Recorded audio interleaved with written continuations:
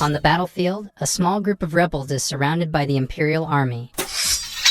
When it seems everything is hopeless, something powerful strikes their enemy, and the rebels sigh in relief as their powerful ally, Li Yun, has finally arrived. While he attacks the army, Yun recalls his past. He got transported into a world called Shenzhou. When he arrived at the Dagon Kingdom, one of the 4 major kingdoms in the world, his first mission was to join the revolution, which he easily accomplishes, as fighting is just like a game to him. As everything was too easy for him, he eventually became the leader of the revolution and was given the title Fallen Saint. However, all of those happened 2 years ago. Currently, he's just an ordinary guy. The rebel army disbanded last year after the new emperor has been enthroned. He had married his poor but beautiful wife, Ju Ruoli, who tells him to eat up the moon cakes she made. After eating one, Yun gushes about how her cooking skill is better than the royal chef's. Ruoli agrees, but she points out how he has never eaten the royal chef's cooking. He responds that even if he had, he'd still like her cooking best. Yun uses that he likes the ordinary life he currently has, just Ruoli and him together. When suddenly, there's an explosion. A group of rebels invades the capital during the Lantern Festival, hailing Dagon and the Fallen Saint. Yun is confused about why they're revolting again. The rebels set buildings on fire while indiscriminately slaying anyone they encounter.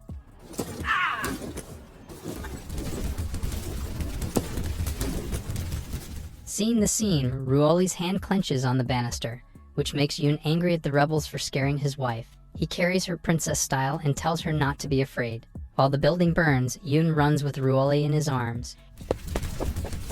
She scathingly criticizes the rebels and wishes them an awful fate, unknowingly hitting her husband on the inside. He tells her that the rebels are not always to be blamed, as the previous emperor was indeed corrupt. When he tells her the new emperor might be the same, Ruoli harumph, making Yun wonder if he said something wrong. Finally escaping the building, they encounter the rebels, who look menacingly at them. Yun instructs his wife to hide behind him, before telling the rebels the secret code. However, they don't recognize it. He tries to placate them, while thinking the rebels must be fake. One of the rebels tells their leader that the two are just ordinary people as they don't have true chai. The leader decides that they should kill them as peasants annoy him. He then states to keep the girl alive for a while as he wants to have fun with her. The rebels attack Yun, who thinks they're second-rate thugs for being unable to sense his hidden chai. Ruoli jerks him away and they run. He decides to attack quietly so people won't know who he is and summons a smidgen of his power. He points it towards their pursuers, and the once intact street is instantly destroyed along with the rebels whose clothes are ripped from them. Seeing the damage he made, Yun is horrified. He lies to his wife that somebody powerful must have helped them. Just then, the royal soldiers arrive and immediately got down to business. Yun mutters that he'll have to enjoy prison food from then on. The high official, Chen Hai, surveys the scene, wondering who could turn the hard basalt stone into powder. He spots the couple, and upon seeing Ruoli, his eyes widen. He instructs his men to separate the couple and interrogate them individually. Yun is taken away while he assures his wife they'll be fine. After her husband is gone, the official and his men kneel before her, calling Ruoli Her Majesty. While the remaining rebels are captured, the Empress questions Chen whether the list in her hands are the people present during the Lantern Festival, which he confirms. Ruoli's mind races, trying to figure out who's behind the attack. Chen reveals he found out the rebels were actually gangsters in the capital hired by someone to cause chaos. Instantly, Ruoli realizes that it's the aristocratic families who planned the attack. As she's angry, Chen reminds her that they still need the aristocrats as she only just ascended the throne. The Empress takes a deep breath, wondering where the leader of the rebel army is hiding. Meanwhile, at the seat of government, the officers happily bid Yun a hearty farewell, which he responds to awkwardly. Earlier, he was treated to a nice dinner instead of being interrogated, which he finds strange. Upon spotting his wife, she asks him how his interrogation went, but he only apologizes for making her wait so long. Clasping each other's hands, the couple leaves while Ruoli tells him to be careful not only of the rebels, but also of the aristocrats. She reveals they were behind the attack earlier, and they did it to shake the newly enthroned emperor.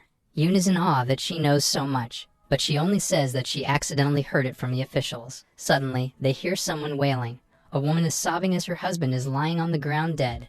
Ruoli comments that the same could have happened to them earlier, which makes Yun grab her hand, telling her not to worry as the safest place in the world is with him. Ruoli blushes, looking at him in wonder, before turning away in embarrassment. She resolves to fix the problems with the aristocrats and rebels so that Yoon won't come into harm. Meanwhile, Yoon thinks that if the new emperor won't take action, he'll do it himself. Early in the morning, the people of the capital are in a buzz about an aristocratic family getting robbed and humiliated. As the married couple passes by, Yoon comments that his wife is in a good mood, and she responds that she's just happy to see rich people suffer. He only thinks that she's adorable and lovely in every way. He thinks it's peaceful once again, with no fighting or scheming happening around. He appreciates the peaceful, common people around them, but suddenly, he hears someone recruiting for the rebel army. Stunned at the person's recklessness and by how big her chest is, Yoon then feels the disapproving stare of his wife. He scrambles to explain that he merely found the woman suspicious, but she doesn't believe him. Just then, the woman approaches them and greets them enthusiastically. Yoon freezes, recognizing the intro of the recruitment script that he wrote for the revolution before. Loudly, he threatens to call the officials on her, and she shushes him, saying she won't get caught as she's wearing a mask. Suddenly, Yoon feels a chill coming from behind his back. He demands the woman take off her mask, saying she looks like the tenant who owes him rent before. The masked woman attempts to distract him, before quickly bolting away. Yoon yells that it really is her, when she suddenly trips on a rock, making her roll and slamming her face on the ground. With her mask off, the woman clutches her head in pain. Right then, she realizes that the couple is staring at her. She kowtows before Yoon, pleading that he let her go. Yoon states that he remembers that she's Lee Xu and that she wasn't a rebel before. She responds that she plans to join the rebels and find a certain person so she can pay rent. Ruoli asks her who that person is, and she reveals that it's the leader of the rebels, the fallen saint. She's confident that she can find him as her father left her a portrait of him. Inwardly, Yoon gets worried, though he's sure he destroyed all clues about himself, while Ruoli gets excited to finally know how her enemy looks. When Sue shows them a grossly inaccurate portrait of Yoon, he doesn't know whether he should be glad or sad, while Ruoli wonders if this is really how he looks like. Suddenly, there's a commotion about a rebel appearing. Horrified, Sue does the mirage technique, unaware that she failed, which makes Yoon question if there's something wrong with her head. A person passes by him, telling the others about the rebel who's at the food district. Yoon overhears them talking that it's actually the fallen saint, and he's currently dining at the brothel, making him wonder who it is.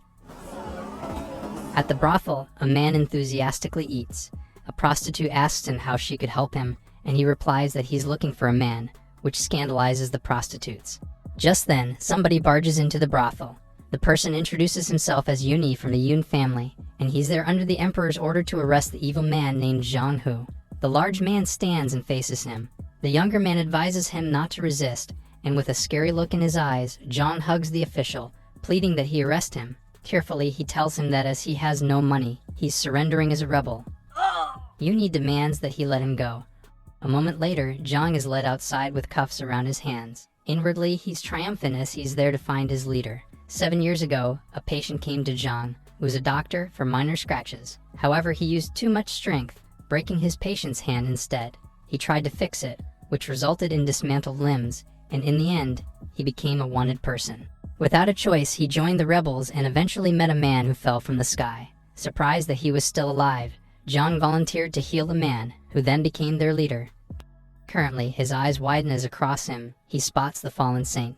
A sword is pointed toward him, before Yoon asks if he has an accomplice in the crowd. Zhang lies, saying how could he look at others when he has him by his side. Yoon tells him to stop pretending, but he insists that he was just looking for a handsome rich man like the official. Disgusted, Yoon instructs that Zhang be taken away. Yoon knows that Zhang purposefully let himself be arrested and wonders if he was looking for him. When Ruoli asks him what's on his mind, he questions her whether she'd come to see him if something happens. She replies no, before telling him that with her around, he won't come into any trouble. That night, Yoon traverses the roofs of buildings before reaching the prison where Zhang is kept. He mutters it's time for him to visit. The Great Chan's heavenly prison is the most tightly guarded place in the capital. There was a legend that the leader of the rebels used to rescue people there. That night, a warden is asked if it's true that no one can break through their prison, which he confidently confirms. Meanwhile, in Zhang's cell, he states that, just as he expected, Yoon showed up. He greets him warmly while Yoon does the same.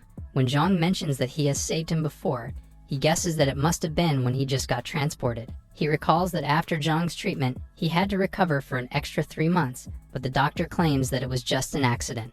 Still, Yoon is thankful as after his recovery, he discovered he was able to absorb qi, enabling him to get stronger quickly. However, the stronger he gets, one problem gets worse: hair loss. Zhang listens as he gushes over the doctor's anti-hair loss medicine, because with it, he's able to marry a pretty wife. After the doctor comments that he's blessed to have such a wife, Yoon announces that he's going home, but Zhang stops him. He reveals that he has Kaigong deviation and would not live longer, so he wants to ask him for advice. When the latter reveals that he does have one, Zhang gets excited, but Yoon's tip is only to drink more hot water. To placate the doctor, Yoon offers to give him something that cost all his wealth. Zhang is touched, but when Yoon reveals that he's just offering steamed buns, he gets annoyed. The fallen saint reveals that it cost him 5 cents on credit, which he'll have to pay tomorrow. Still, Zhang eats them, saying it's at least nice to see Yoon before he dies. However, his once leader tells him not to say things like that. Zhang then tells him that as the new emperor has just ascended, all the aristocratic families are scheming, especially the Huang family, as they hooked up with the remaining rebels. Yoon replies that he'll bear his warning in mind before leaving. A few seconds later, Yoon arrives, asking Zhang if someone had been there, but the doctor only flirts with him, which makes the official angry. Meanwhile, as Yoon quickly travels on the roofs, he thinks that his information is still limited, so he'll have to ask the monk Kongwen to know more. He muses that he doesn't care if another emperor dies as long as he lives a peaceful life with his wife. Still, he wonders how he should deal with the troublesome aristocrats. As the Lantern Festival continues, Yoon looks around after the parade, wondering where Ruoli went. From behind, someone asks him why he's being gloomy. It's his wife, and she questions him why he didn't greet her earlier when they met. Yoon answers that he must have missed her.